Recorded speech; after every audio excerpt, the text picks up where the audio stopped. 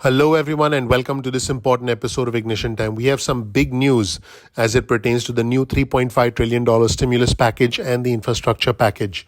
Welcome to our channel, everyone. My name is Dr. Nitin Choda with Ignition Time, and this right here is a little bit of information about me.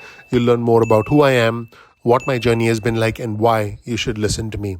I did cover on our channel that the Democrats are trying to pass a $3.5 trillion reconciliation bill. I also broke the news that the conservative Democrat from West Virginia, Joe Manchin, wanted to hit the pause button on the entire $3.5 trillion stimulus package. I also covered House Speaker Pelosi's response yesterday, where she basically rejected this suggestion from Joe Manchin saying, hey, this is not something we are on board with. But the fact is, without Joe Manchin, the $3.5 trillion reconciliation bill does not stand a chance.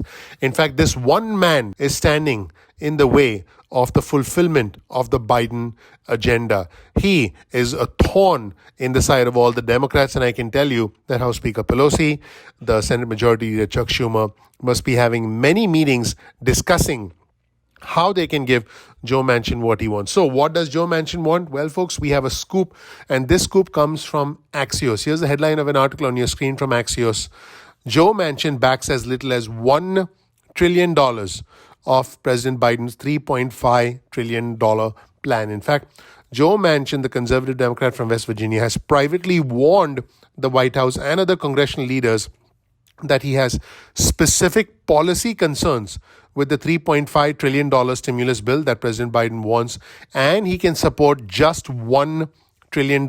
He said at most he's open to supporting $1.5 trillion, and this is absolutely crucial because this Senate, folks, is 50-50. In other words, the Democrats cannot afford to lose a single vote. They lose one vote, whether it's Joe Manchin, the conservative Democrat from West Virginia, or Senator Kristen Sinema from Arizona, or Angus King, the independent from Maine, who, by the way, is on the side of the Democrats most of the time. They lose one vote, and a majority of all the progressive priorities, the Build Back Better agenda, the Democrats' priorities, from universal pre-K to free community college, could be in danger of dying. Yes, could be gone, and we'll never ever see that again, not in the near future at least. Joe Manchin also has committed to paying for any new spending with new revenue, which will limit the ultimate size of any final package. Now, this amount, by the way, would be on top of the $1.2 trillion bipartisan infrastructure deal that was passed by the Senate and is awaiting confirmation and action in the House. So, basically, Joe Manchin has concerns with the $3.5 trillion budget proposal, which, by the way, originated in the budget committee that's led by the one and only senator from Vermont, the independent from Vermont, Bernie Sanders. And he says that he has very deep and substantive issues about the size and the scope of specific programs. Manchin has expressed concerns about President Biden's plan to spend $400 billion for home caregivers. He has also talked about means testing on other key proposals, basically saying, hey, do we actually need this? He's talking about extending the enhanced child tax credit, which, by the way, provides an additional $300 per child per month, free community college, universal preschool, and child care tax credits. And he's also very skeptical about the so-called dynamic scoring, which Democrats have said is a way to offset some costs of the infrastructure spending. And remember, they want to spend money on human infrastructure or soft infrastructure. Basically, Manchin is saying, hey, you can't just make up stuff on how we are actually going to be spending money, on how we are going to pay for money. I have done another video on our channel where I've talked about how we're going to pay for this. And folks, I can tell you that there's no clear plan to pay for this. In fact, it's almost like we're paying for all of this with pixie dust. Yes, you heard that right, with pixie dust. Now, Republicans actually have relied on dynamic scoring to argue that the tax cuts can pay for themselves. These are the huge tax cuts they enacted in 2017, which, by the way, they did with budget reconciliation because the Democrats did not support that. But all the Republicans have said that tax cuts can pay for themselves in the long run by growing the economy and increasing revenue. So what is the bottom line? What is the big picture? The House and the Senate committees have until the 15th of September to write specific legislation on how to spend up to $3.5 trillion, while also trying to find $1.5 trillion in new revenue from large corporations and wealthy Americans, and they need to be able to do this in order to enact President Biden's agenda. Now, Joe Manchin, of course, is throwing cold water on the whole thing, and he wrote this article in the Wall Street Journal. And by the way, I did do another video where I talked about Joe Manchin wanting to hit the pause button. In fact, Joe Manchin wanted to argue for, I quote, a strategic pause, and he mentioned inflation and the need to preserve some flexibility, some fiscal maneuvering room, if you will, some breathing room in order to respond to future crises and any other pandemics should they emerge. In fact, House Speaker Pelosi has promised many people in the House a vote on the $1.2 trillion bipartisan package by September 27th. So the key dates to watch are September 15th, when the House and the Senate committees have that's their deadline to write specific legislation how to spend $3.5 trillion. And September 27th is the other key date where a vote on the $1.2 trillion bipartisan infrastructure package should happen.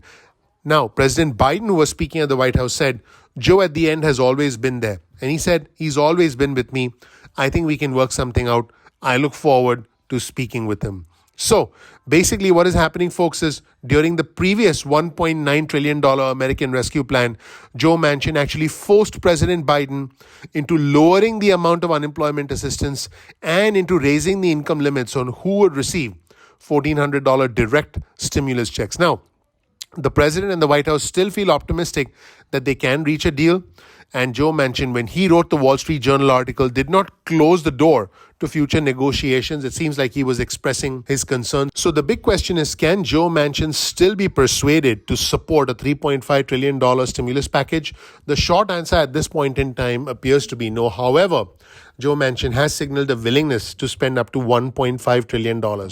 Can President Biden negotiate with him? Can President Biden essentially give him something that he wants? Maybe, just maybe, more money for the people of West Virginia. Sounds like good old haggling, good old political maneuvering and negotiations to me, but let's see what happens. And now this is a quote from the Axios article. Sanders wanted a large number and Manchin wants a smaller number, and we are going to work this process to try to reach common ground.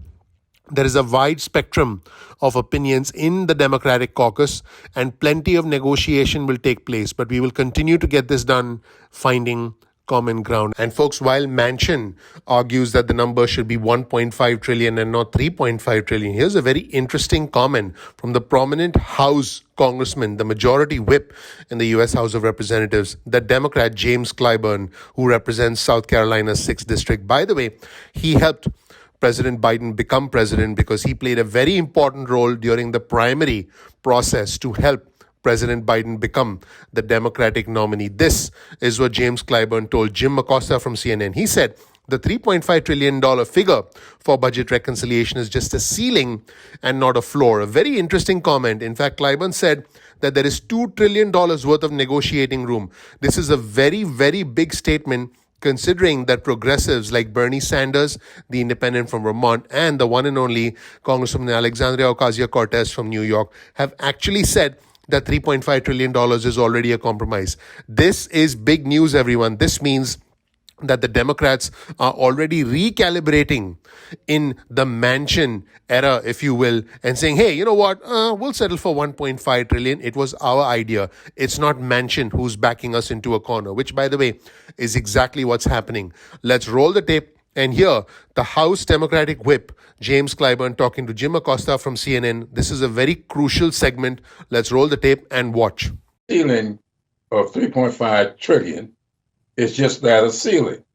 No one has ever said that that's an exact number or that's a floor. It's up to 3.5 trillion. Now, I see that Joe Manchin has mentioned a $1.5 trillion number. Well, somewhere between 1.5 and 3.5, there is $2 trillion. Those $2 trillion are there. And I think that there is a lot of room for people to sit down and negotiate. It may be when you're sitting around the table, you may not need 3.5 trillion to do what the president wants done and what the country needs done. But let's work on it and stay out of all of this negotiating in the media. That's not the way to negotiate. Let's keep this around the table and see what we can come up with. And that's what all these politicians always say. Shaking hands, kissing babies, and trying to find common ground. Let me know what you think of this new response from Joe Manchin, where he's saying, hey, I could spend up to 1.5 trillion. And President Biden, interestingly, seeming optimistic about finally working something out with the other Joe, with Joe Manchin. Let me know what you think in the comment section below. Thank you so much for watching. My name is Dr. Nitin Chhoda with Ignition Time. Please click the like button. Please click subscribe. Please enable notifications. A lot of effort goes into the creation, the production of these videos, and your support when you click the like button, when you click subscribe and enable notifications goes a long way. Also follow me on Twitter. This right here is my Twitter feed. My Twitter handle is ignition_time. That's ignition_time. Once again, thank you so much for watching. I'm looking forward to seeing you in the next episode of Ignition Time. Take care. Bye.